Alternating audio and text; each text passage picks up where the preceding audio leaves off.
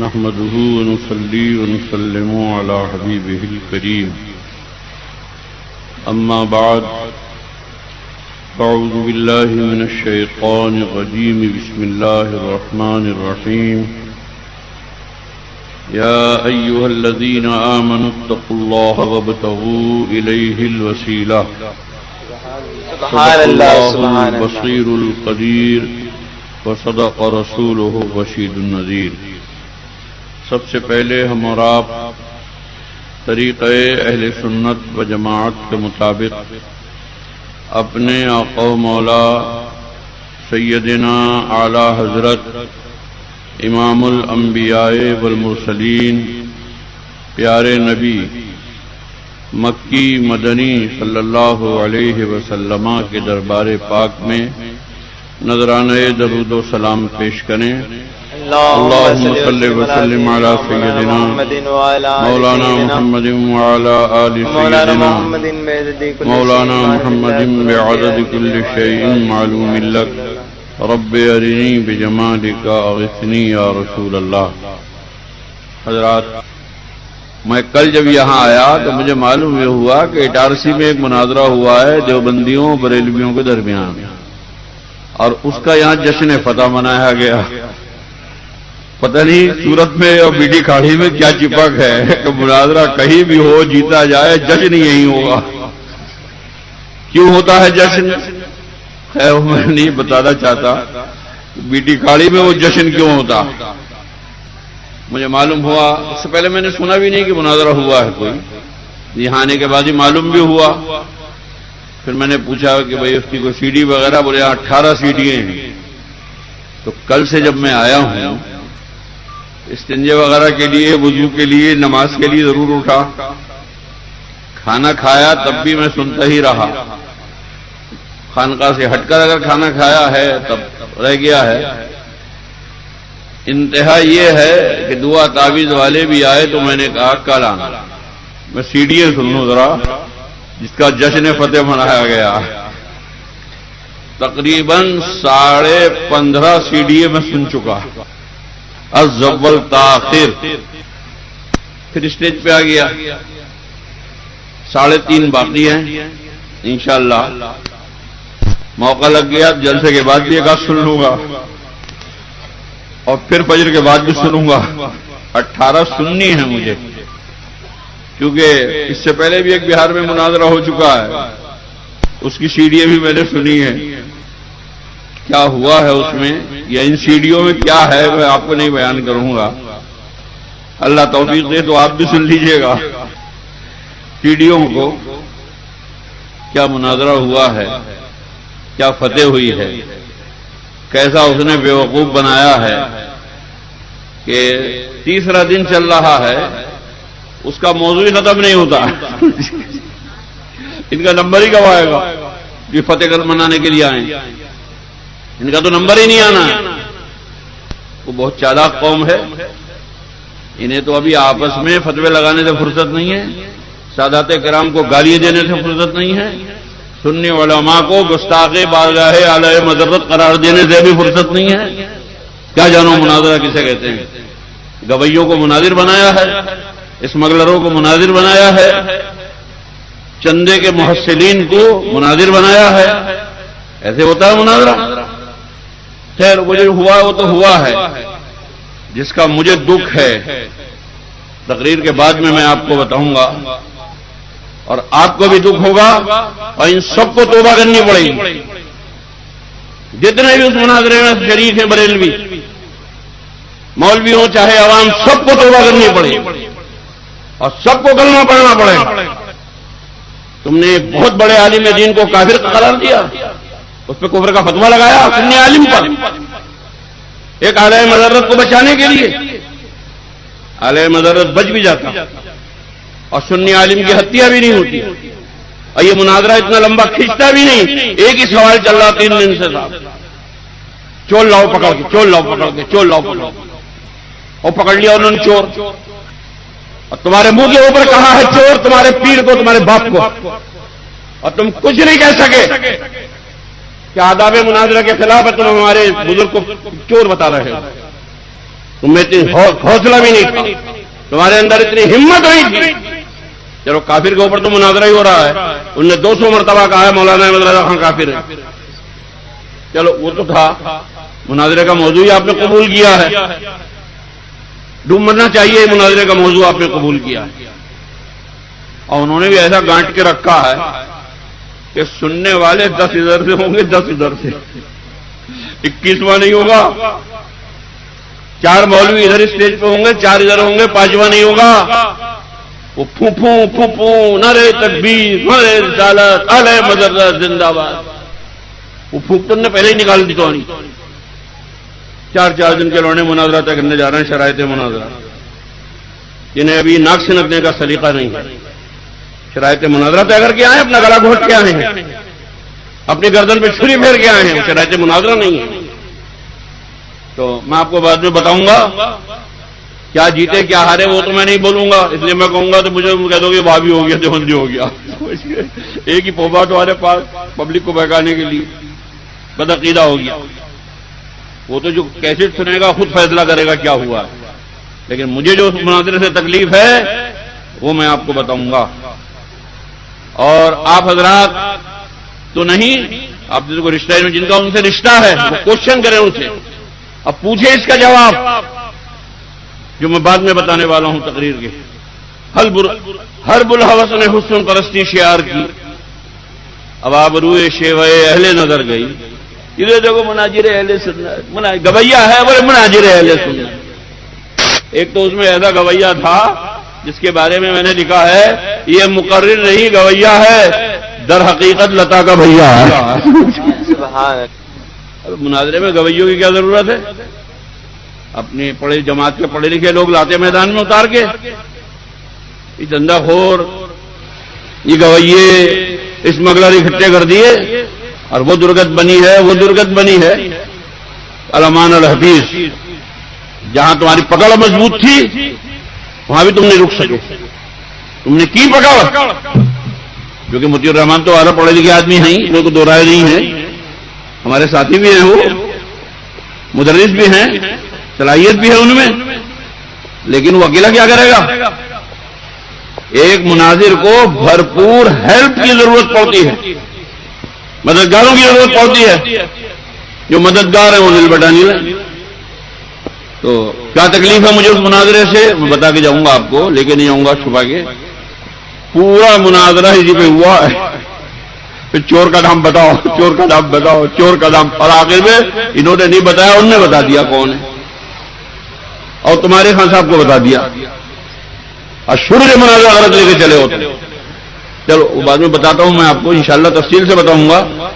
اور آپ میں ذرا بھی غیرت ایمانی ہے تو آپ ان لوگوں سے پوچھئے کیا غلطی کی ہے آپ نے. اور میں تو دارالفتا کی زبان میں بات کروں گا کہ آپ نے کیسے کہا کہ فہرست میں توہین ہے، توہین رسول ہے، فہرست کی عبارت غلط ہے. بالکل غلط نہیں ہے، بالکل صحیح ہے. تم نے کیوں نہیں بتایا کہ اس کی فہرست ہو؟ تمہیں معلوم تھا؟ اور نہیں معلوم، جو اتنا بھی نہیں معلوم ہے تو کیا کو مناظرہ کر رہے ہیں؟ آج موبائل کا زمانہ ہے، تمہیں ساری رات ملی، 2 راتیں ملی، چاروں طرف فون کھڑا کے پوچھ لیتے بھائی کن نے لکھی فہرست، جب معلوم ہو جاتا. ارے مجھ سے پوچھ لیتے. فرضی نام سے گالیاں بکتے ہو، فرضی نام سے یہ مسئلہ بھی پوچھ سکو تھے. یہ ناک نہیں کٹتی جو کٹی ہے کہ اپنے منہ سے اپنے بزرگ کو کافر کہہ دیا کہ بالقصد اگر یہ فہرست لکھی گئی ہے، سرخی لکھی گئی ہے تب تو کفر کا حکم لگے گا. بالقصد تو لکھی گئی ہے. ابھی بعد میں بتاتا ہوں میں آپ کو سب بات. سر 10 محفل کو نام دیا گیا ہے 11ویں شریف محفل غوث اعظم کا.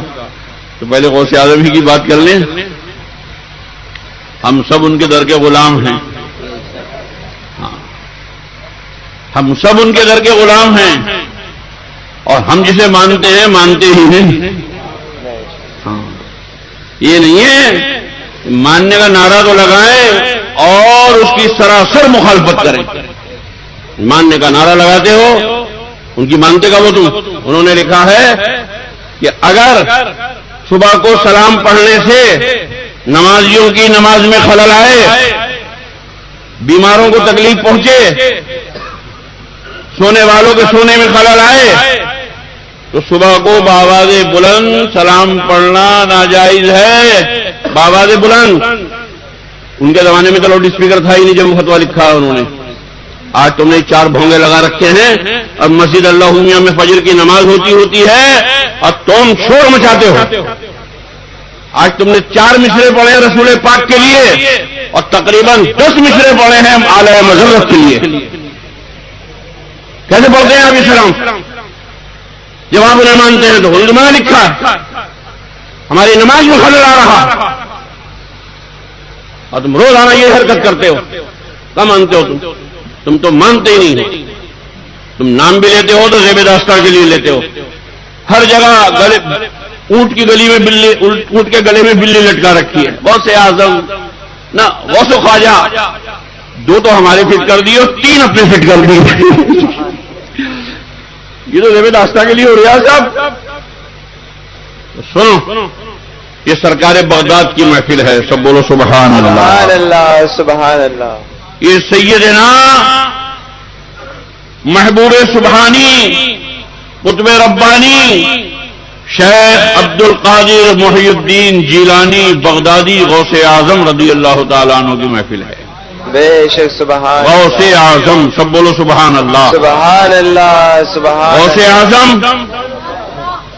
یہ جملہ ہی غوث اعظم کی عظمتوں کو بیان کر رہا. سبحان اللہ. غوث کے معنی ہے مدد فرمانے والا. سب بولو سبحان اللہ. سبحان اللہ. غوث کے معنی ہے مدد فرمانے والا. یہ جملہ وہابیوں کی جان پر بھی تلوار ہے کیونکہ وہابی یہ کہتے ہیں کہ اولیاء اللہ کوئی کسی کی مدد نہیں کر سکتا. اور کمال یہ ہے کہ ہم تو سرکار بغداد کو غوث اعظم کہتے ہیں اور یہ وہابی اندھے کو غوث اعظم کہتے ہیں. جو اپنی مدد نہیں کر سکا وہ غوث ہو گیا. ان کے مولانا رشید احمد گنگوہی انہیں لکھتے ہیں غوث اعظم. تو ہمارا غوث کون ہے؟ ہمارے غوث اعظم وہ ہیں جو اندھوں کو بینا کر دیں, مردوں کو زندہ کر دیں. اور تم نے غوث اعظم ایسے کو بنایا جو خود ہی اندھا اور کہ خود گمراہ بڑی قدرت. جو خود اندھا ہے دوسروں کو روشنی کیا دے گا؟ جس کی خود ہی پھوٹی ہوئی ہیں دوسروں کی کیا کھولے گا؟ بولو بھائی. بے شک بے شک سبحان اللہ. تو یاد رکھو غوث مددگار کو کہتے ہیں اور ہمارے غوث جو ہے وہ غوث اعظم ہے. سب بولو سبحان اللہ. سبحان اللہ. اور ایسے غوث اعظم ہیں کہ بزرگان دین کا یہ فیصلہ ہے کہ اب صبح قیامت تک دوسرا غوث اعظم پیدا نہیں ہوگا. بے شک بے شک سبحان اللہ. یہ تمہارے گنگوں میں کیسے پیدا ہو گیا؟ بزرگان دین نے تو یہ فرمایا کہ اب کوئی غوث اعظم ہی نہیں پیدا ہوگا. تمہارے یہاں کیسے پیدا ہو گیا؟ یہ بھی تم پہ پھٹکار ہے. ایک صاحب بولے وہ بعد میں ہوئے تھے. یا اللہ اس میں تو کچھ پگڑی بچ بھی جاتی کہ پہلے سے اندھا تھا. جب تم نے بنایا غوث اعظم تو پھر وہ اندھا بھی ہو گیا. بولو بھائی خدا نے بنایا ہوتا تو اندھا نہیں ہوتا.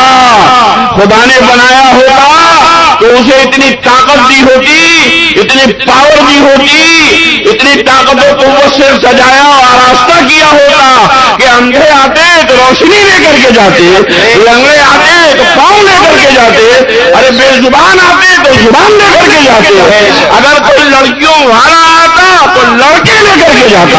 نعرہ تکبیر, نعرہ رسالت, فیضان حضور مناظر اعظم ہند, فیضان غوث اعظم, فیضان قدیری, نعرہ تکبیر, نعرہ رسالت. یا رسول اللہ.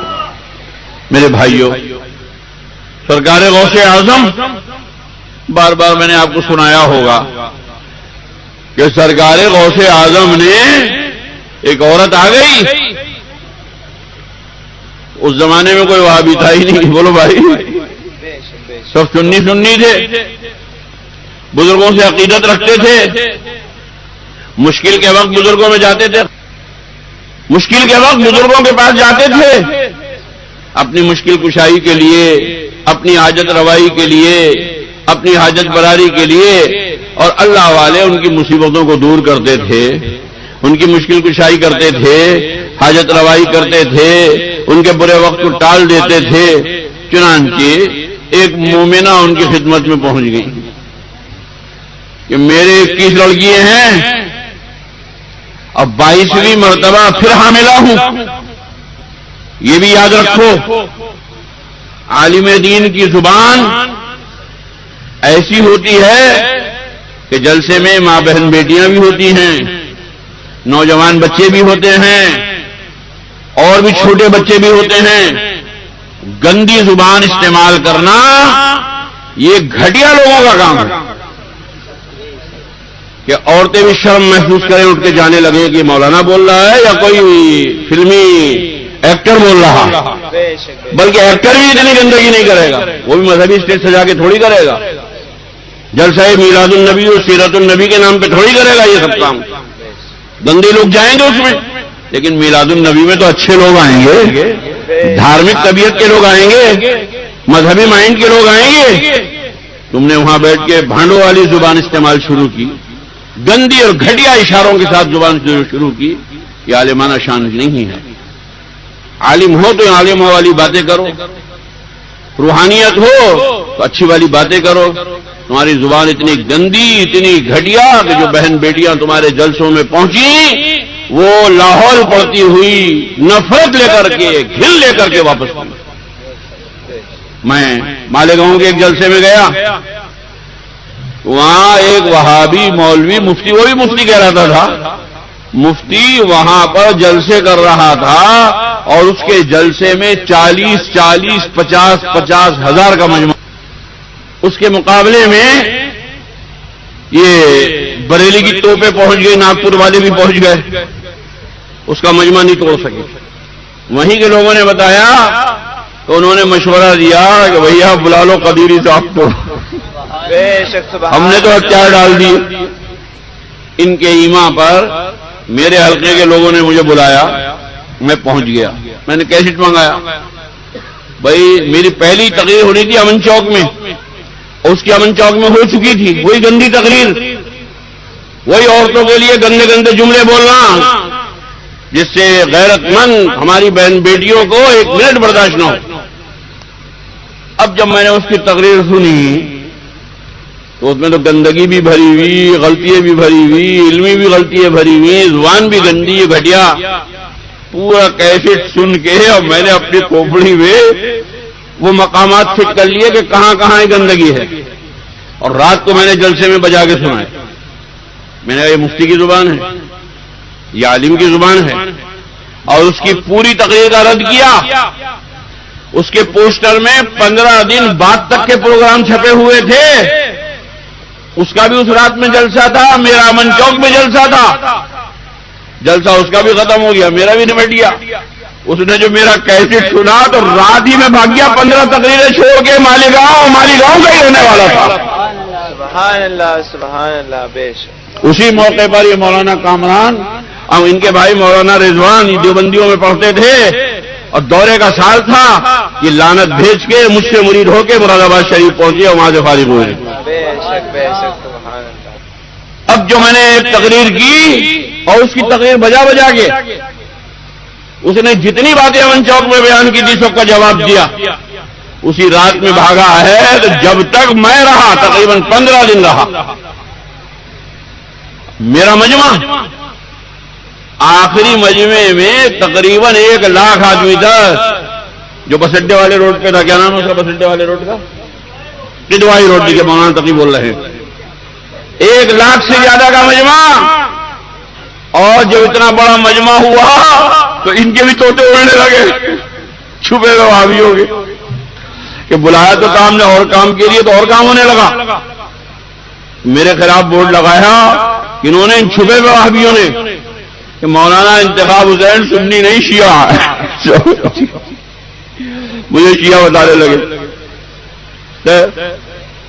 تو میرے بھائیوں مجھے یہ کہنا ہے کہ عالم دین کی زبان ایسی ہونی چاہیے، اس میں اس بات کی رعایت ہونی چاہیے کہ ہمارے جلسے کو خواتین بھی سن رہی ہیں، بہن بیٹیاں بھی سن رہی ہیں، بچیاں بھی سن رہی ہیں، نوجوان بچے بھی سن رہے ہیں، جوان بچے بھی سن رہے ہیں، اور سنجیدہ اور شائستہ زبان کا استعمال ہونا چاہیے۔ تو اب میں آپ کے سامنے واقعہ بیان کرنے جا رہا ہوں، تو میں بھی بازاری زبان استعمال کر سکتا ہوں، مٹکا لے کے پہنچ گئی، بولو بھائی لا حول ولا قوت الا باللہ۔ یہ زبان جلسے کی نہیں ہے، یہ محفل غوث اعظم کی زبان نہیں ہے، یہ محفل میلاد النبی کی زبان نہیں ہے۔ ہم وہی کہیں گے جو ایک بہن بیٹی کے لیے بولنا چاہیے، ایک ماں کے لیے بولنا چاہیے۔ وہ تو ہماری ماں اور دادی بہن بیٹھیں گی جا کر کے۔ تو سرکار غوث اعظم کی بارگاہ میں مومنہ پہنچی اور عرض کیا کہ یا غوث پاک، میرے 21 لڑکیاں ہو چکی ہیں اور میں پھر حاملہ ہوں، امید سے ہوں، اور میرے شوہر نے مجھے چیلنج کر دیا ہے کہ اگر اب کے لڑکی پیدا ہوئی تو تجھے طلاق دے دوں گا۔ یا غوث میری مدد فرمائیے، اب کہ میرے لڑکا ہو جائے۔ وہاں بھی اولاد دینا تو اللہ کا کام ہے، ڈرا دیا۔ بے شک اللہ کا کام ہے، لیکن قرآن کریمی میں تو موجود ہے۔ حضرت مریم کے پاس جب حضرت جبریل امین آئے ہیں، اٹھا کر کے دیکھو 16واں پارہ، 16ویں پارے کا پہلا پاؤ، سورہ مریم شریف کا دوسرا رکوع۔ حضرت جبریل امین حضرت مریم سے عرض کرتے ہیں لے اہاب لک غلاما زکیہ، میں آپ کی بارگاہ میں اس لیے آیا ہوں تاکہ آپ کو ایک صاف ستھرا لڑکا دے دوں۔ بے شک سبحان اللہ۔ دینے کی نسبت اپنی طرف کی ہے حضرت جبریل امین نے۔ کیا مطلب؟ یہ تو قرآن ہے، قرآن نے تعلیم دی، قرآن نے قانون دیا کہ اللہ جبریل اللہ والے ہیں، اللہ نہیں ہے۔ بے شک اللہ والے ہیں، اللہ والے کا دینا یہ خدا ہی کا دینا ہوتا ہے۔ بے شک سبحان اللہ سبحان اللہ۔ جبریل امین ہے، اللہ والے ہیں۔ وہ کہہ رہے ہیں لے آہا والا کے تاکہ میں دے دوں تمہیں غلامن زکیہ، ایک صاف ستھرا بیٹا۔ تو بولو سبحان اللہ۔ بے شک سبحان اللہ۔ تو ایمان والوں کو معلوم ہے کہ حقیقی دینے والا اللہ ہے، لیکن دیتا اللہ والا ہی ہے بظاہر۔ بولو بھائی، بے شک سبحان ماں کے پیٹ میں آگے شکل و صورت کون بناتا ہے؟ اللہ تعالیٰ، فرشتے یاد آ۔ بولو بھائی، اور بچہ پیدا ہونے کے سارے اسباب کوئی سا بھی خدا نہیں ہے ان میں۔ بھائی میاں بیوی کا اختلاط، تو میاں خدا ہے کہ بیوی خدا ہے؟ کوئی بھی نہیں۔ تو حقیقی دینے والا اللہ ہے، لیکن کوشش ماں باپ ہی کی ہوتی ہے۔ سب بولو سبحان اللہ۔ سبحان اللہ۔ تو پتہ یہ چلا حقیقی دینے والا خدا ہے، لیکن اولاد ملے گی تو وسائل ہی سے ملے گی۔ بے شک بے شک۔ اور اگر وسیلہ بھی تم نے صحیح والا اپنایا ہے تو اولاد جائز ہوگی، اور وسیلہ غلط طریقے سے ہے تو ناجائز ہو جائے گی، اولاد کی ناجائز ہو جائے گی۔ وسیلہ بھی بڑھیا والا ہونا چاہیے۔ تو ہم نکاح کرتے ہیں، پیارے مصطفیٰ کو وسیلہ بناتے ہیں۔ بولو سبحان سبحان اللہ۔ اللہ سبحان اللہ۔ تو سرکار غوث اعظم پیران پیر دستگیر کی بارگاہ میں وہ مومنہ آئیں، حاضر ہوئیں، کہا حضور 21 لڑکیاں ہو چکی ہیں، 22ویں بار پھر امید سے ہوں، میرے شوہر نے مجھ کو چیلنج کر دیا ہے، مجھے وارننگ دے دی ہے کہ اگر اب کے لڑکی پیدا ہو گئی تو طلاق دے دوں۔ یا غوث میری مدد فرمائیں، اگر اب کے ہو گئی لڑکی تو میں 22 کو لے کے کہاں جاؤں گی، وہ تو طلاق دے دے گا۔ عام طریقے سے مسلمان یہ غلطی کرتے ہیں، ذرا ذرا سیدھی بات پہ طلاق، ذرا ذرا سیدھی بات پہ طلاق، ذرا ذرا سیدھی بات پہ طلاق، ذرا ذرا پھونپا ہوئی گھر میں طلاق، اور جب ہو جاتی ہے اب روٹی کون کھلا ہے، روٹی کون پکا ہے، بولے بھائی وغیرہ وغیرہ، تو باتیں جلدی بتانے کی نہیں ہوتی ہے۔ اب ہوئی پریشانی، اب مفتی صاحب کے میں غصے میں بے ہوش ہو گیا تھا. تجھے کیسے معلوم کہ تو بے ہوش ہو گیا تھا؟ بولو بھائی تجھے کیسے معلوم کہ تو بے ہوش ہو گیا تھا؟ اب غصے میں. اب پیار میں کون دیتا طلاق؟ پیار میں طلاق ہوتی گئی تو غصے پہ کنٹرول کرنا چاہیے. سرکار دو عالم صلی اللہ علیہ وسلم نے فرمایا کہ جائز چیزوں میں اگر مجھے تجھے کوئی چیز ناپسند ہے تو وہ طلاق ہے. بے شک بے شک. طلاق ایسے نہیں دینی چاہیے. ذرا سی بات پہ طلاق. آپ دوسرے کی زندگی سے کھلواڑ کر رہے ہیں. اور کیا بیماری ہے؟ ہر شخص یہ چاہتا ہے کہ میری بہن یا میری بیٹی یا میری بھانجی یا میری بھتیجی یا میری نواسی یا میری پوتی سسرال میں رانی بن کے رہے. ہر شخص، ہر ساس یہ چاہتی، ہر عورت یہ چاہتی ہے کہ میری بیٹی، میری پوتی، میری دھیوتی، میری بھانجی بھتیجی سسرال میں رانی بن کے رہے. لیکن اپنے گھر میں جب دوسرے کی لڑکی لائے گی تو پہلے دن سے کام شروع، پہلے دن سے کام شروع. نہیں، آپ کو ماحول سازی کرنی پڑے گی، آپ کو مزاج بدلنا پڑے گا.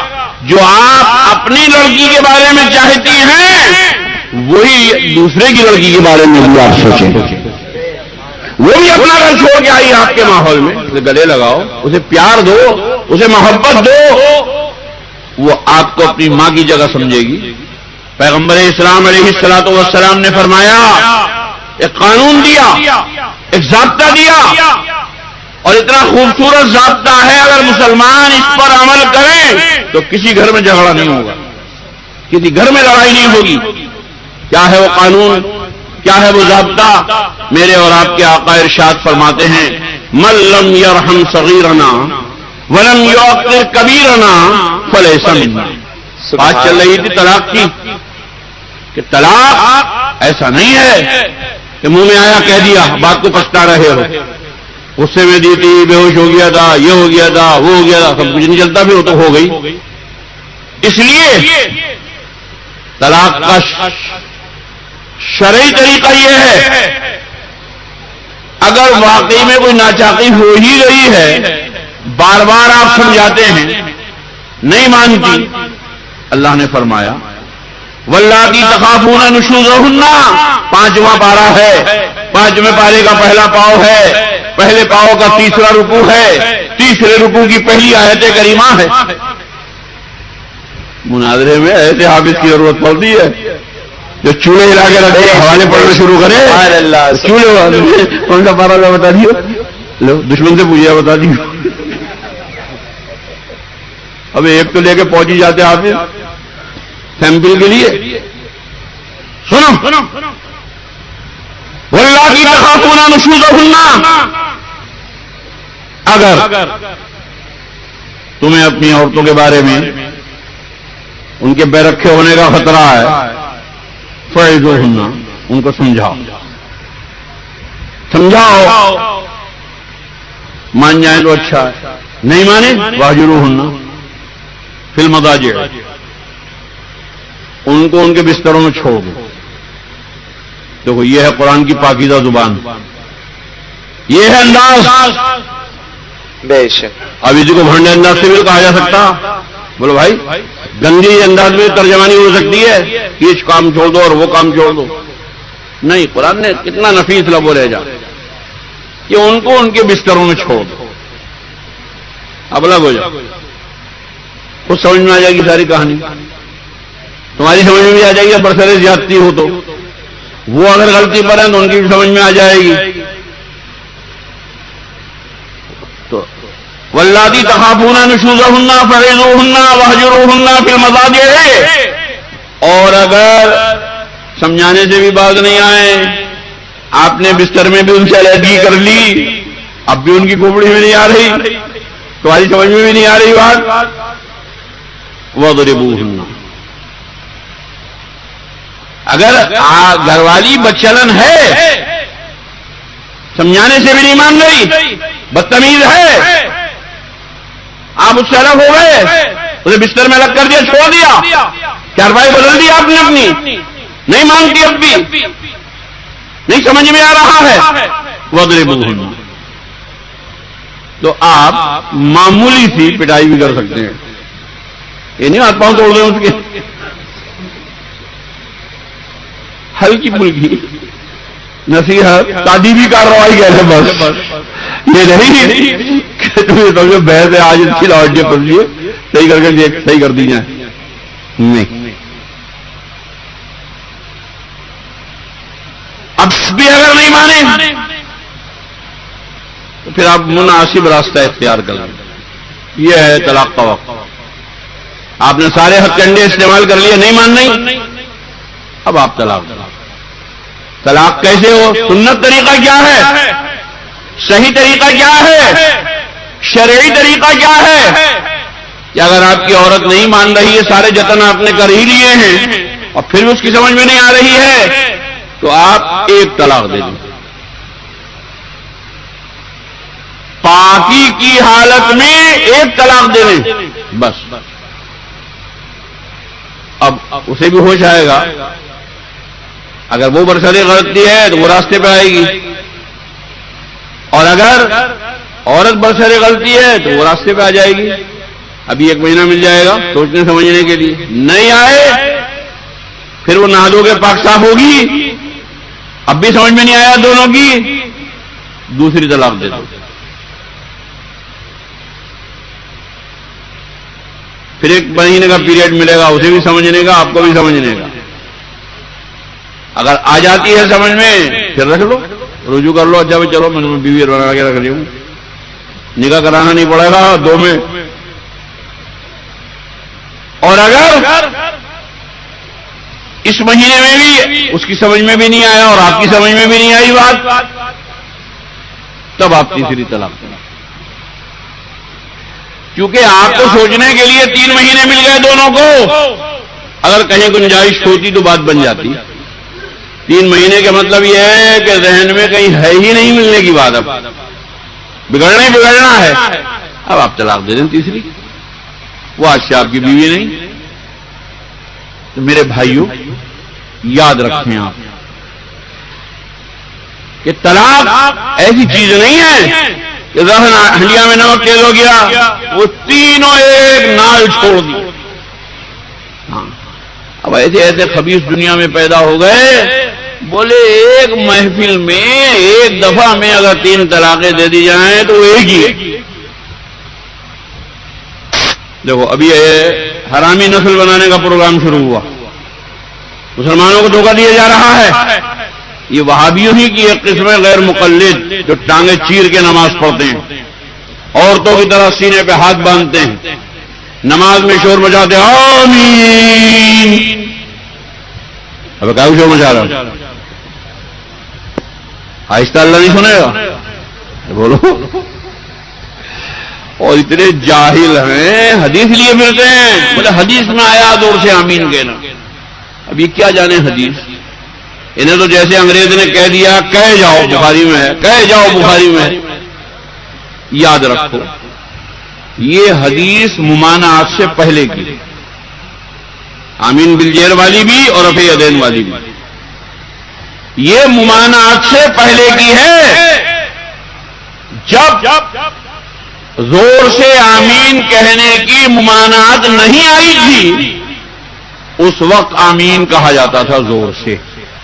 جب قرآن کریم نازل ہو گیا، 9 پارہ ہے، 9 پارے کا 3 پاہ ہے، سورہ اعراف کا آخری رکوع ہے، رب کریم ارشاد فرماتا ہے وَإِذَا قُرِئَ الْقُرْآنُ فَاسْتَمِعُوا لَهُ وَأَنصِتُوا لَعَلَّكُمْ تُرْحَمُونَ۔ یہ قرآن کریم ہے، اللہ فرماتا ہے کہ جب قرآن کریم پڑھا جائے فَاسْتَمِعُوا لَهُ تو اسے بغور سنو، کان لگا کے سنو، جی لگا کے سنو، وَأَنصِتُوا چپ چاپ رہو۔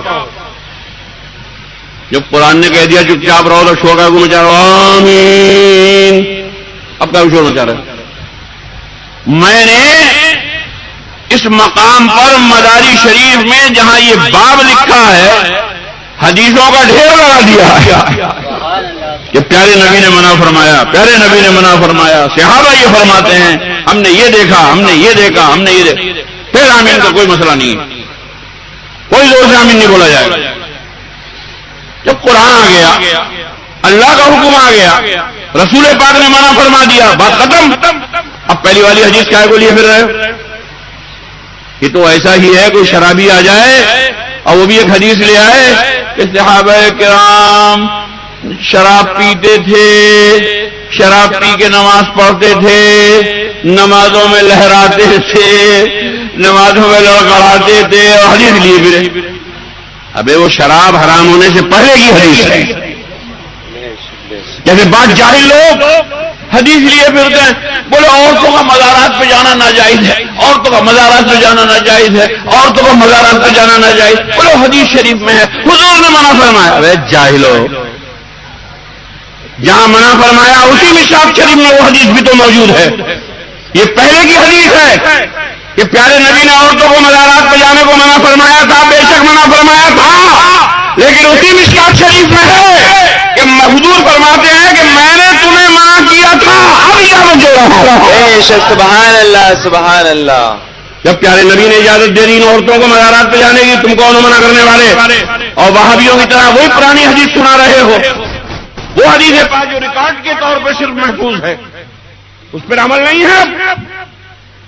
پیارے نبی نے خود فرما دیا کہ میں نے پہلے منع کیا تھا، اب اجازت دے رہا ہوں. جب پیارے نبی نے ان ماں بہن بیٹیوں کو اجازت دے دی مزار شریف پہ جانے کی، قبرستان جانے کی، قبروں کے پاس جانے کی، تم کون ہوتے ہو پہلے کی حدیثیں سنا سنا کے لوگوں کو گمراہ کرنا اور وہابیت پھیلانا؟ تو ٹھیک ہے ماحول اچھا نہیں ہے، آپ یہ کہو کہ دیکھو شام کو مت جاؤ، صبح کے ٹائم میں چلے جاؤ. صبح کو مرد لوگ یا تو سوئے ہوئے رہتے ہیں، اٹھتے ہیں تو کام پہ جاتے ہیں. تم لوگ صبح ہوئی ہو درگاہ شریف میں، آپ کو مرد ورد نہیں ملیں گے، مردوں سے اختلاط نہیں ہوگا. یہ عبادت ہی ایک بات آپ کہہ سکتے ہو، لیکن یہ جائز نہیں ہے، جائز نہیں کرے. اور یہ دیکھنا چاہتا ہے جیسے ہمارے مولویوں کے یہاں الو بول رہا ہے، کوئی جانے والا نہیں تمہاری درگاہوں پہ. ایسے خواجہ کے آستانے پہ بھی بے رونقی پھیل جائے، خواجہ دانا کے یہاں بھی بے رونقی پھیل جائے، جنگل شاہ بابا میں بے رونقی پھیل جائے. ارے یہ اللہ کے بنائے ہوئے ولی ہے، یہاں بے رونقی نہیں ہوگی، یہ مولویوں کے بنائے ہوئے ولی نہیں ہے. بے شک، سبحان اللہ سبحان اللہ. یہ مولویوں کے پروپیگنڈے کی بنیاد پر ولی نہیں ہے. کوئی ولی یہ کہے گا مسلمانوں میں 90% لوگ رذیل ہیں، 4 برادریوں کے علاوہ جتنی برادریاں ہیں، قومیں ہیں، جتنے انصاری ہیں، جتنے منصوری ہیں، جتنے سلمانی ہیں، جتنے سلیمانی ہیں، ارے 4 قوموں کو چھوڑ کے جتنے مسلمان ہیں سب ذلیل ہیں، رذیل ہیں، کمین ہیں. یہ ولی کہے گا، یہ شیطان کی بولی. بے شک بے شک. ابھی کتاب دے کے آ رہا ہوں پریس کو، 1 مہینے کے بعد آ رہی، نہیں آئے گی خانقاہ شریف میں. کتاب کا نام ہے معیار شرافت و رذالت. مسلمانوں کو رذیل کہنا یہ کفار کا طریقہ. بے شک بے شک. قرآن ناطق ہے. 12ویں پارے کی آیت نقل کی ہے میں نے، 19ویں پارے کی آیت نقل کی ہے میں نے، تفسیریں نقل کی ہے میں نے. یہ اعلی مجرت کی بارگاہ کا گستاخ ہے مجھے کہتے ہیں. میں نے شرعی حکم بیان کیا، مجھے گستاخ بتا رہے ہو. تم کیا قیامت میں منہ دکھاؤ گے رسول پاک کو؟ بے شک بے شک، سبحان اللہ. مجھے گستاخ بتاتے ہو؟ میں نے شرعی حکم بیان کیا کہ اسماعیل دہلوی کو کافر نہ کہنے والا علامہ فضل حق چشتی خیرآبادی رضی اللہ تعالیٰ عنہ کے فتوے کے نشانے پر ہے. بے شک، سبحان. میرا فتویٰ نہیں ہے، تمہارے دادا استاد کا فتویٰ. بے شک بے شک. امام اہل سنت علامہ فضل حق چشتی خیرآبادی رضی اللہ تعالیٰ عنہ نے فرمایا ہے اسماعیل دہلوی کافر ہے، اور جو اس کے کافر ہونے میں شک کرے وہ بھی کافر ہے. بے شک، سبحان اللہ. شرعی حکم بیان کرنے کو تم یہ کہہ رہے ہو گستاخ اعلی مجرت ہے. کیا جوڑ ہے میرا اعلی مجرت کا؟ اس کی کل کائنات 200 نعتیں نہیں ہیں، میری 2000. بے شک. اس کی کل کائنات 50 کتابیں نہیں ہیں، 25 نہیں ہیں. بے شک، سبحان اللہ میری سبحان اللہ. 125 کتابیں ہیں. میرا قرآن کا ترجمہ ہے، تفسیر ہے، میرے گرد راہ بھی نہیں ہے، اور ابھی حدیث شریف کی اتنی بڑی کتاب لکھ کر کے آ رہا ہوں. گستاخ وہ میرا ہے کہ میرے پاؤں کی برابر نہیں ہے، دھول کی برابر نہیں ہے. تم نے کہہ دیا مجھے گستاخ. بے شک بے شک سبحان میں نے شرعی حکم بیان کیا، گھسنے مت دو. ہمارے باپ کا ہے ہمارا ہندوستان، گھسنے مت دو. اماں کے نگاہ میں آیا ہوگا، چھوٹک میں جہیز میں آیا ہوگا. یاد رکھو، ادب و احترام باقی رکھو. تم یہ مت سمجھو ہمارے منہ میں زبان ہے. ایک آتا ہے مولوی، وہ اللہ کے ولی کی گستاخ. ہم اللہ کے ولی کی گستاخی کیوں کرتے؟ ولی تو ثابت کر دو پہلے. بے شک بے شک. زیادہ استاد کے فتوے کی زد میں ہے. ارے کوئی وہابی کا کھلا حمایتی ہو، چھپا حمایتی کبھی مسلمان نہیں ہو سکتا. بے شک سبحان اللہ. ولی ہونا بہت دور کی بات ہے. تم نے کہا کہ نہیں گستاخ، تم گستاخ، سیدوں کی بارگاہ کے گستاخ. ابھی تم نے پرچہ چھاپا سادات کثرت شریف کی بارگاہ کے، تم گستاخ. مکن پور شریف کی سادات کی بارگاہ کے، تم گستاخ. بے شک بے شک. پیلی بھیت شریف کی سادات کی بارگاہ کے، تم گستاخ. تمہاری قسمت میں اب یہی رہ گیا کہ تم علماء اہل سنت کی توہین کرو. گنجے کو اللہ ناخن نہ دے. پہلے میری برائی کر رہے تھے، ہاشمی میاں کی کر رہے تھے، شیخ الاسلام علامہ مدنی میاں کی کر رہے تھے، اب عبید اللہ خان کی برائی شروع ہو تو بھیا بے شک بے شک. مولانا ظہیر الدین خان، یہ الگ بات ہے، وہ رکھانی ہے، ایک قابل آدمی. تمہارا ان پہ بھی فتویٰ ہے. آج کہہ رہا کہ اکیڈمی میں کوئی مولانا نہیں ہے، ان میں کوئی ذمہ دار مولانا نہیں ہے. اور جب فتوے کا نمبر آتا ہے تو سعید نوری کی دستخط ہوتے ہیں فتوے پہ، پھر وہ مفتی صاحب ہو جاتے ہیں. سنو تو میرے بھائیوں، میں آپ سے گزارش کر رہا ہوں کہ غصے میں بھاشا نہیں خراب ہونی چاہیے. غصے میں اپنی بیوی کے ساتھ ایک دم بدسلوکی شروع نہیں کرنی چاہیے. طلاق طلاق طلاق کرنی شروع کر دی. اسلام نے اس کا طریقہ بتایا. سرکار غوث اعظم کی بارگاہ میں حاضر ہو گئی مومنہ کہ حضور میرے شوہر نے مجھے چیلنج کر دیا، اب کے لڑکی ہوئی 22ویں طلاق دے دوں. حضور بس میری عزت آپ کیا، 22 کو لے کے کہاں جاؤں گی؟ لڑکی کو تو جانگیا پہنا کے بھی ٹہلایا جا سکتا ہے. بولو بھائی. بے شک بے شک. ارے 1 سال کے بعد بھی بچی پیدا ہوئی ہوگی تو بڑی والی تو 22 سال کی ہوگی. بے شک. اسے پورا لباس چاہیے تن ڈھکنے کے لیے، سر ڈھکنے کے لیے. کہاں لے کے جاؤں گی یہ پوری ٹیم؟ سرکار غوث پاک بھی موڈ میں تھے. سب بولو سبحان اللہ. سبحان اللہ. سبحان اللہ. ولی کا موڈ، سب بولو سبحان اللہ. سبحان اللہ. جب ولی موڈ میں ہوتا ہے پھر تو بات ہی عجیب و غریب ہوتی ہے. بے شک بے شک. سبحان اللہ. اللہ تعالیٰ تعالی سے محفوظ فرمائے. تحدیث نعمت کے طور پہ کہہ رہا ہوں، اخبار میں بھی میرے چھپ چکا ہے. مراد آباد میں زندہ موجود ہے. ایک لڑکی میرے پاس علاج کے لیے آئی، عمر ہوگی اس کی اس وقت 6 سال. آئی میرے دروازے، میرا دروازہ 44 فٹ لمبا ہے، میرا اپنے گھر کا دروازہ، پھر ہے گھر اندر. وہ بیچ راستے میں مر گئی. اب مرد ہاتھ پاؤں اکڑ گئے، ماں ساتھ میں، باپ ساتھ میں، رونا پیٹنا شروع. میں اٹھ کے جا کے دیکھا وہ لڑکی مر گئی. میں اتنا کہہ کے کہ جاؤ ڈاکٹر کے لے جاؤ جلدی سے، یہ کہہ کے بہادر کو آ گیا. وہ لڑکی کو گولی میں بھر کے لایا، لا کے میرے قدموں میں ڈال دیا، پھینک دیا. اور اس کی ماں قدموں میں گر کے بولی، حضور میں تو بچی صحیح کرانے آئی تھی آپ کے یہاں، میں تو اپنی بچی کو صحیح کرا کے لے کے جاؤں گی. بے شک. سبحان اللہ. سبحان اللہ. آپ یقین جانے کیا گزرا میرے اوپر اس وقت، میں آپ کو نہیں بتاؤں گا وہ کیفیت. بس میں سرکار اللہ میاں کی طرف متوجہ ہوا کہ سرکار آپ کا وعدہ ہے کہ جو میرے سلسلے میں مرید ہوگا اس کی لاج رہے گی. بے شک بے شک. یہ آپ کا وعدہ ہے. اب لاج رکھو. یہ کیا کہہ رہی؟ صحیح لے کے جاؤں گی یا کل گئی مر گئی ختم ہو گئی؟ تو میں نے 3 مرتبہ، ایک وظیفہ ہے ہمارے سلسلے کا، ہر شجرے میں موجود ہے لکھا ہوا، سب لوگ پڑھا کرو. لا حول ولا قوت الا باللہ، یا شاہ جی میاں یا اللہ میاں مدد کرو. سبحان اللہ. میں نے اس میں ایک لفظ اور بڑھا دیا ہے، یا شاہ جی میاں یا اللہ میاں یا سید عبد القدیر میاں مدد کرو. سبحان اللہ. سبحان اللہ. میں نے 3 مرتبہ یہ وظیفہ پڑھا چھو. بس میں نے پڑھ کے پھونکا، وہ ایک دم زندہ ہو کے بیٹھ گئی. سبحان اللہ. سبحان اللہ. مری ہوئی لڑکی ہے، پانی وانی پڑ کے دیا وغیرہ چلی گئی. یہ اب پچھلے مہینے کی بات سنا رہا ہوں. ایک لڑکی جوان 17-18 سال کی خوبصورت اکیلی مسکراتی ہوئی دروازے میں سے آ گئی میرے پاس. وہی 40 فٹ کا 44 فٹ کا دروازہ، اور پھر میں بیٹھا ہوا کرسی پہ اور ہنستی ہوئی آ رہی. وہ جو ہنستی ہوئی آئی تو مجھے وحشت ہوئی. جوان لڑکی اکیلی اور ہنستے ہوئے آنے کا کیا مطلب؟ یہ تو مجھے بدنیت معلوم ہو رہی، کچھ لوز کیریکٹر کی معلوم ہو رہی. میں ذرا ٹائٹ ہو گیا. کیا بات؟ بولے آپ مجھے پہچانے نہیں. ہنس کے کہہ رہی. تو مجھے ذرا سا اور وحشت پڑی. اس سے تو پرانا یار آ رہا ہے، تعلقات ہے، تو پہچانے نہیں. میں بیٹھ کیا کہنا چاہ رہی تھی؟ بولے میاں جی آپ ہمیں پہچانے نہیں. میں نے کہا نا.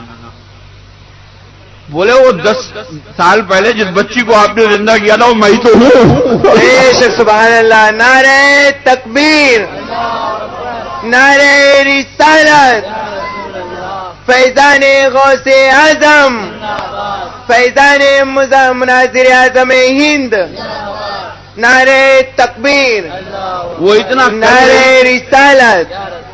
وہ اتنا کہہ رہی تھی 20 دروازے میں اس کے ماں باپ رک گئے تھے. جا تو پہلے. اب وہ ماں باپ بھی آ گئے. اب ماں باپ کو جو دیکھا تو لڑکی بھی سمجھ میں آئی گئی، پھر تو ویسے بھی سمجھ میں آئی گئی تھی. تو میرے بھائیوں، یہ وہاں کی بات سنا رہا ہوں، مراد آباد شریف کی. یہ واقعہ اخبار میں چھپا ہوا ہے اور وہ موجود بھی ہے. اور یہاں کے بھی حالات اور واقعات آپ کو سب معلوم ہی ہیں، ایک دو تھوڑی ہے. بہرحال تفصیل میں بھی نہیں جا رہا ہوں. تو اللہ والوں کے پاس جانا، ان سے فیضان حاصل کرنا، یہ اللہ ہی کی بارگاہ میں جانا ہے. بے شک کیونکہ یہ اللہ والے ہیں. سبحان اللہ. تو سرکار غوث اعظم سے جا کے اس نے کہا کہ حضور، بات موڈ کی چلی تھی، موڈ کی. اللہ والوں کا جب موڈ ہوتا ہے تو پھر بڑے بڑے کام ہو جاتے ہیں. موڈ ہونا ضروری ہے. سرکار غوث اعظم سے عرض کیا کہ حضور 21 ہو گئی، 22ویں کی تیاری ہے، شوہر نے یہ کہہ دیا کہ اب پہ لڑکی ہوئی تو طلاق دے دوں. سرکار لاج رکھو میری. سرکار غوث پاک موڈ میں ہے، موڈی جواب جا اب کے لڑکا ہو جاؤ.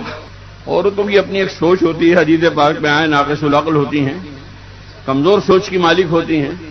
اس نے یہ محسوس کیا کہ نہ تو انہوں نے دعا کے لیے ہاتھ اٹھائے، نہ مصلی بچھایا، نہ کوئی تسبیح اٹھائی. کچھ مجھے انہوں نے بھگانے کے لیے، پھٹانے کے لیے، یہاں سے ٹہلانے کے لیے ویسے ہی کہہ دیا جا ہو جائے گا لڑکا. اس کا دل بھرایا.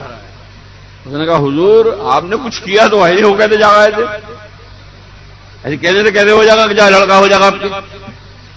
عورتوں کی بات. سرکار غوث اعظم کو بھی جلال آ گیا.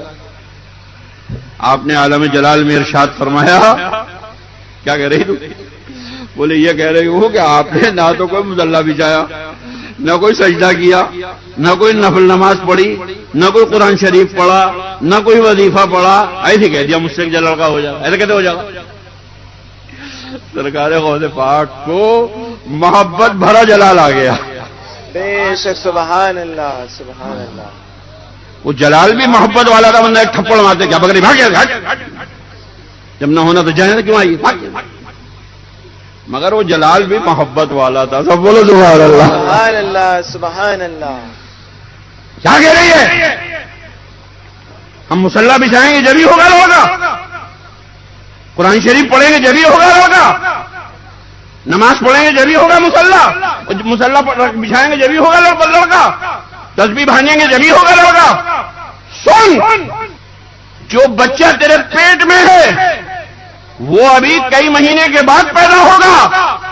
گھر جا کر دیکھ، ہم نے تیری 21 لڑکیوں کو لڑکا بنا دیا ہے. بے شک سبحان اللہ. نعرہ تکبیر، نعرہ رسالت، نعرہ رسالت، فیضان حضور مناظر اعظم ہند، فیضان قدیری، نعرہ تکبیر، نعرہ رسالت، آیا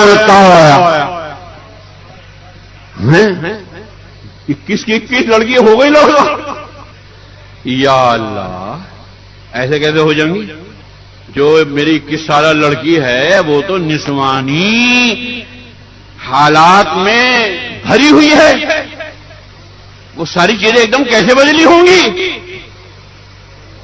بے قراری کے ساتھ جو چلی وہ گھر کو، پہلے بڑی والی مل گئی، دیکھا وہ سارے نسوانی حالات ختم، کڑیل نوجوان لڑکا موجود ہے. اللہ سبحان اللہ. اب بتدریج سب بچیاں ویسی ہوگی لڑکا. یہ ہیں سرکار غوث اعظم، یہ ہیں پیران پیر دستگیر. تو سرکار غوث اعظم ہیں. غوث مددگار کو کہتے ہیں اور اعظم سب سے بڑے کو کہتے ہیں. مطلب یہ ہوا کہ اپنے زمانے میں اپنے چاہنے والوں کے سب سے بڑے مددگار ہیں تاجدار بغداد رضی اللہ تعالیٰ عنہ. اسی لیے ہر مسلمان سرکار بغداد کی 11ویں شریف کرتا ہے. میں نے نورانی جامع مسجد کے جلسے میں آپ کو بتایا تھا کہ 11ویں شریف کسی ملا کی دین نہیں ہے، 90 سال اور 100 سال کی دی ہوئی 11ویں شریف نہیں ہے. ہمارے ملا جی نہ ہوتے تو اسلام نہ ہوتا، ہمارے ملا جی نہ ہوتے تو سنیت نہ ہوتی. مطلب کیا تم سے؟ تم تو خود اسماعیل دہلوی کی چمچے ہو. سرکار غوث اعظم پیران پیر دستگیر رضی اللہ تعالیٰ عنہ پیارے نبی کی 12ویں شریف کیا کرتے تھے. 11 تاریخ سے شروع کر کے 12ویں میں ختم فرمایا کرتے تھے. آپ کے وصال شریف کے بعد 11 کو سرکار غوث پاک کی نیاز ہونے لگی، اب 12 کو سرکار دو جہاں کی نیاز ہونے لگی. بے شک سبحان اللہ سبحان اللہ. یہ غوث پاک کی قائم کی ہوئی. جو سنی مسلمانوں جو 11ویں شریف کو ناجائز کہے، بدعت کہے، سمجھ لو پرلے درجے کا خبیث. آج اتفاق ہے، میری ایک کتاب ہے بدعت کی حقیقت. اب سے تقریباً 25 سال پہلے یا 30 سال پہلے یہاں وہابیوں نے کتاب بانٹی تھی. اس کے جواب میں نے یہیں پر بیٹھ کر کے طے کر لیا تھا کتاب لکھنی ہے، خاکہ یہیں تیار کر لیا تھا. مراد آباد شریف جا کے حوالے کی سیٹنگ کی اور فوراً کتاب لکھی بدعت کی حقیقت.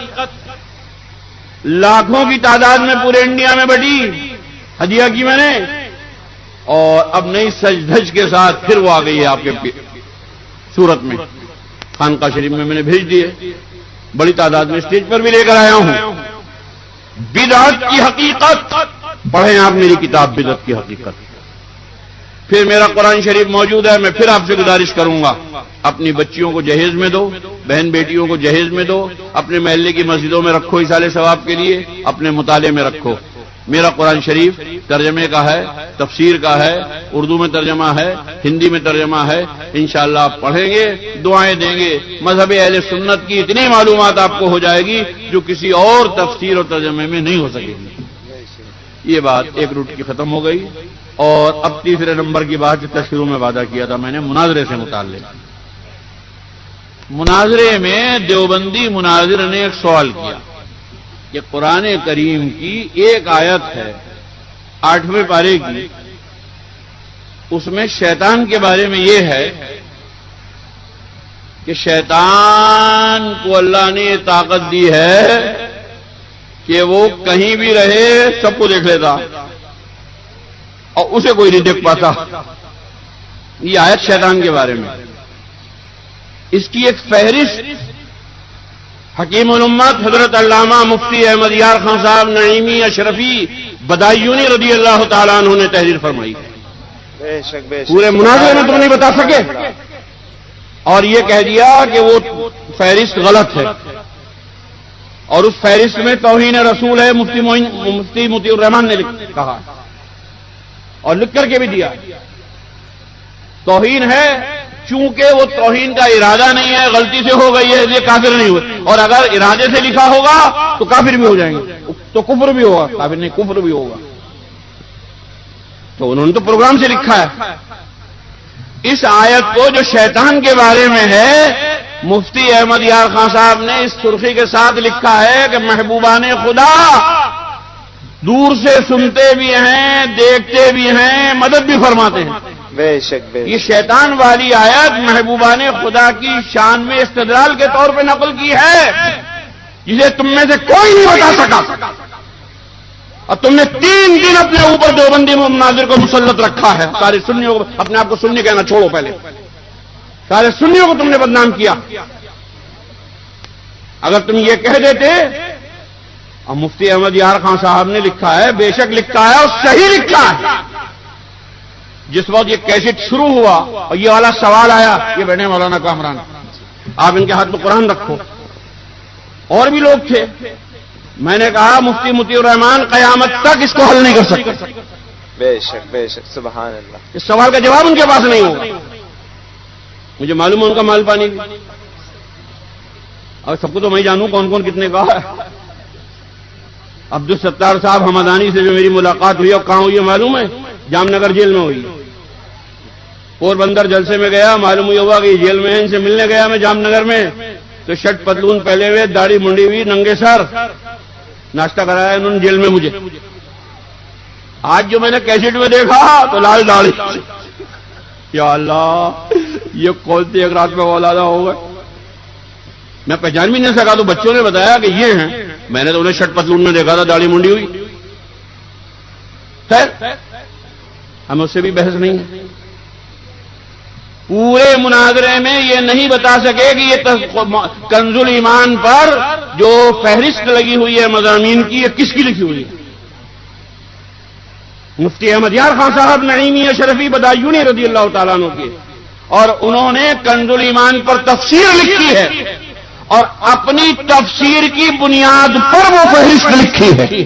بے شک سبحان اللہ. اور ایم کیا ہے وہ سنو. ارے مناظرہ گاہ میں پہنچنا معمولی بات سمجھایا تم نے؟ اللہ اگر توفیق نہ دے، انسان کے بس کا کام نہیں. بے شک سبحان اللہ. مناظرہ کرنا ہر ایک کے بس کی بات نہیں ہے. ارے جن دیوبندیوں کے سامنے تم نے 3 دن جھاگ ڈالے ہیں، نام تو لے دو انتخاب قدیری کا، وہ آ رہا ہے، میرا مناظرہ چھوڑ کر بھاگ جائیں گے. بے شک سبحان اللہ. اور بھاگے ہیں دسیوں جگہ سے یہ کہہ کر کے انتخاب قدیری سے مناظرہ نہیں کریں گے، باقی چاہے جسے بلا لو کر لیں گے. سبحان اللہ سبحان اللہ. بے شک. وہ ایسے تھوڑی کہہ رہے ہیں، انہیں معلوم ہے کہ حوالوں کے ڈھیر لگا دے گا. بے شک بے. اور جب گرجے گا برسے گا تو مناظرہ گاہ کھڑکھڑانے لگے گی. یہ نظم میں نے نہیں لکھی ہے، قاری اسرائیل رضوی نے لکھی ہے جب میں نے جھریا میں مناظرہ کیا ہے اور طاہر گیابی کو پیشاب کرایا ہے. ایک ڈانٹ جو بتائی ہے تو کھڑے کھڑے دریا بہا دیا. بے شک سبحان اللہ. تو قاری اسرائیل اثر فیضی دھنبادی جو رضوی ہے، اس نے کیا لکھا تھا؟ چلو پوری تو یاد نہیں آ رہی، وہ شعر خاص طریقے سے سن لو. دیوبندی مناظر کی حالت سنو. ایک شعر اور بھی یاد آ گیا مجھے. فاتح کول فیلڈ انتخاب آج ہے. بے شک بے. جھریا کے پورے علاقے کو کول فیلڈ کہتے ہیں، مطلب کوئلہ نکلتا ہے. فاتح کول فیلڈ انتخاب آج ہے. اگلا مصرع بھی ابھی مجھے یاد نہیں آ رہا. اسی کا ایک شعر تھا، دیوبندی مناظر کی حالت سنو، پائے جامے میں اس کے پیشاب آ جائے. بے شک سبحان اللہ سبحان. یہ خدا داد صلاحیتیں ہوتی ہیں. تو آپ نے اگر شروع میں یہ بات کہہ دیتے کہ یہ مفتی احمد یار خان صاحب کی صاحب فہرست ہے، تو پہلے تو تمہارے دادا پیر بچ جاتے. ان پہ فتویٰ لگا رہا تھا وہ کفر کا، اس فہرست کی وجہ سے ان کی فہرست ثابت ہو جاتی. مفتی احمد یار خان صاحب کی ان کی ہے ہی نہیں. اب توبہ تم کرو، تم نے غلط فتویٰ لگایا. مفتی احمد یار خان صاحب نے کیا لکھا ہے؟ ارے کچھ پڑھا لکھا ہوتا تو معلوم ہوتا. ابھی تو تم نے سوائے گپے سنانے کے 5 ہاتھ سے لکھے تھے، 8 پاؤں سے لکھے تھے، لکشمی جی ہو رہی تھی. یہ گپے سنانی سیکھی تم نے تو. کنویں کے میڈا کو تمہاری آگے اس کے آگے رسائی کب ہے؟ مفتی احمد یار خان صاحب نے یہ تحریر فرمایا ہے، شیطان کی جو آیت ہے جس میں شیطان کی یہ بات لکھی ہوئی ہے، طاقت لکھی ہوئی ہے کہ وہ تمہیں ہر جگہ سے دیکھ لیتا ہے، تمہارے قبیلے کو دیکھ لیتا ہے، تم اسے نہیں دیکھ پاتے. مفتی احمد یار خان صاحب فرماتے ہیں، ارے جب دشمن خدا کو خدا کی بارگاہ سے اتنی طاقت ملی ہے تو محبوبوں کو بھی اتنی طاقت ملی ہوگی. اللہ اکبر. یا رسول اللہ زندہ باد. اگر تم یہ بات مناظرہ گاہ میں بیان کر دیتے کہ مولانا دیوبندی مناظر سنو، تم سے قرآن پڑھنا نہیں آتا، قرآن سمجھنا نہیں آتا، تم یہ نہیں جانتے استدلال کسے کہتے ہیں. ہمارے حکیم الامت علامہ مفتی احمد یار خان جو مفتی بھی ہیں، جو مفسر بھی ہیں، جو محدث بھی ہیں، جو زبردست مصنف بھی ہیں، انہوں نے استدلال کیا ہے یہ کہ جب اللہ تعالیٰ نے شیطان کو یہ طاقت دی ہے اور وہ خبیث ہے، مردود ہے، لعین ہے، جب لعین کو اتنی طاقت دی ہے تو امین کو کتنی طاقت دی ہوگی. اگر تم یہ بیان کر دیتے سارا مجمع جھوم جاتا، دیوبندی مناظر کو تارے نظر آنے لگتے. لیکن تمہیں معلوم ہوتا جبھی تو بیان کرتے. تمہیں تو یہ یاد ہے ہاتھ پاؤں سے 5 سے لکھ کے تھے، 8 سے لکھ کے تھے. بولو بھائی گپے یاد ہیں؟ مناظرے میں گپے تھوڑی چلتی ہیں. مناظرے میں علمی صلاحیتوں کے ساتھ ساتھ فضل خداوندی بھی چلتا ہے، رحمت مصطفیٰ بھی چلتی ہے، اولیاء کرام کا فیضان بھی چلتا ہے. تم نے سب بند کر لیا اپنے اوپر سادات کرام کو گالیاں دے دے کے. ارے سب تو ہمارے باپ دادا ہیں. بولو بھائی غوث اعظم میں تمہارے باپ دادا نہیں ہیں، ہمارے باپ دادا ہیں. غریب نواز تمہارے باپ دادا نہیں ہیں، ہمارے باپ دادا ہیں. ہمیں گالیاں دو گے غوث اعظم کا فیض ملے گا؟ ہمیں گالیاں دو گے سرکار بغداد کا فیض ملے گا؟ سرکار اجمیر کا فیض ملے گا؟ سرکار مکن پور شریف کا فیض ملے گا؟ تو قیامت تک نہیں ملے گا. ایسی ٹھوکریں کھاتے رہو گے. 3 دن کا مناظرہ ہونے جا رہا ہے، تمہارا تو نمبر ہی نہیں آیا. 2 موضوع طے ہوئے تھے، اس کا تو ابھی پہلا ہی موضوع مکمل نہ ہوا، 3 دن مکمل ہونے جا رہے ہیں. فتح کہا کہ منانے آئے ہو؟ شکست مبین کی تو کر سکتے تھے فتح پڑھو کہ نمبر ہی نہیں آیا تمہارا، 3 دن چاٹ گیا وہ تمہارے. اس نے 2 پوائنٹ رکھے ہیں، ایک ہی پوائنٹ پورا نہیں ہوا اس کا، وہی بکے جاؤ. بیٹھتے وہ بکواس شروع کر دی اپنی کہ میرا سوال کرنے کا حق ہے، میرا نمبر ہے، میری باری، یہی کہہ جاؤ. تو 3 دن سے تم نے شرائط مناظرہ ہی غلط طے کی. 3 دن نہیں 3 سال مناظرہ کرو گے تو تمہارا نمبر نہیں آئے گا. وہ تو یہ لکھا ہوا ہے 2 موضوع جب مکمل ہو جائیں گے تب تمہاری کہانی شروع ہوگی. وہ مکمل ہی کب ہونے دے گا؟ وہ تو تسبیح پڑھ لیا، وہی جملے کھڑے ہو کے دوہرا دے ہر دفعہ. 3 دن ہو گئے اسے. مناظر جسے دیکھو مناظر اہل سنت، مناظرہ تقریر کرنی سیکھ لی اردو کی، مناظر اہل سنت، مناظر اہل سنت. وہ مٹی پلید ہو رہی ہے. میں نے کٹیہار کا مناظرہ، جس دن وہاں مناظرہ تھا دوسرے دن مجھے آ کے میرے مرید نے پوسٹر دکھایا، حضرت جی مناظرہ ہوا کل. جو میں نے دیکھا ہے کل ہو گیا ہے تو مناظرہ. اس میں سنی سیکریٹری کا فون نمبر تھا. میں نے انتظامیہ نماز پڑھا کے آیا تقوی مسجد سے، میں مسلح پہ بیٹھا ہوا تھا. میں نے انتظامیہ نمبر ملاؤ، انہوں نے نمبر ملایا، وہ سیکریٹری نے نمبر اٹھا لیا. میں واللہ العظیم کہہ رہا ہوں سیکریٹری زندہ. پھر فون کر کے اس سے پوچھو کہا تھا کہ نہیں کہا تھا. میں صاحب آپ کے یہاں کل مناظرہ ہوا ہے؟ بولے ہاں. ایسی انداز؟ ہاں حضور ہوا تو ہے. کیا ہوا؟ بولے ہمارا لاکھوں روپیہ برباد ہو گیا. ہم نے بھی سنا وہ مناظرہ، ہم نے کچھ نہیں کہا. بلبل سے نشیمن چھوٹ گیا، بوم بسے کہ ہما بسے. ہم سے کیا؟ ہم نے کچھ نہیں کہا. اس مناظرے پر بھی ہم تم سے کچھ نہیں کہہ رہے. تم کتنا جیت کے آئے ہو کیسے آپ بھی لوگ سنو. میں لے کے نہیں جاؤں گا ساتھ میں، چھوڑ کے جاؤں گا. ان سے آپ لوگ سنو، آپ کو خود جو آپ فیصلہ کریں گے وہ کر لینا. میں کچھ نہیں کہتا، لیکن اس کا مجھے دکھ ہے کہ تم نے یہ کہا کہ فہرست غلط ہے، اس میں توہین رسول ہے. کیونکہ غلطی سے ہوئی ہے یہ بات، اس لیے کفر کا فتویٰ نہیں لگے گا. اور اگر بالقصد ایسا کیا ہے کہ یہ آیت لکھی ہے اس عنوان کے تحت تو کفر بھی ہوگا. انہوں نے یہ آیت جان بوجھ کے لکھی ہے، لیکن انہوں نے جس شان کے ساتھ لکھی ہے وہ تو تمہیں ہوا ہی نہیں لگی. اور تم نے اتنے بڑے سنی عالم پہ کفر کا فتویٰ ڈال دیا اور یہاں کے فتح مبین منا رہے ہو. شرم کرو, غیرت کرو. بتاؤ ایک آرسی میں کتنے جلسے کر کے آئے ہو فتح مبین کے؟ میں نے جب جھریا میں مناظرہ جیتا ہے 1 مہینے جھریا میں جلسے ہوئے ہیں. مولانا مطیع الرحمان سے بھی پوچھ لینا, اس زمانے میں جو ساتھ رہنے والوں میں آئی ہے. 1 مہینہ مسلسل جھریا کے علاقے میں گاؤں گاؤں جلسے کیے فتح کے. ابھی مناظرہ ہو رہا ہندوستان کے اس کونے پہ کٹیہار پہ, جشن فتح ہو رہا صورت. یا اللہ, یہ کیوں ہوتا فتح کا جشن؟ کچھ تو ہے جس کی پردہ داری ہے. اب کیسٹ کا زمانہ ہے, ویڈیو موجود ہے,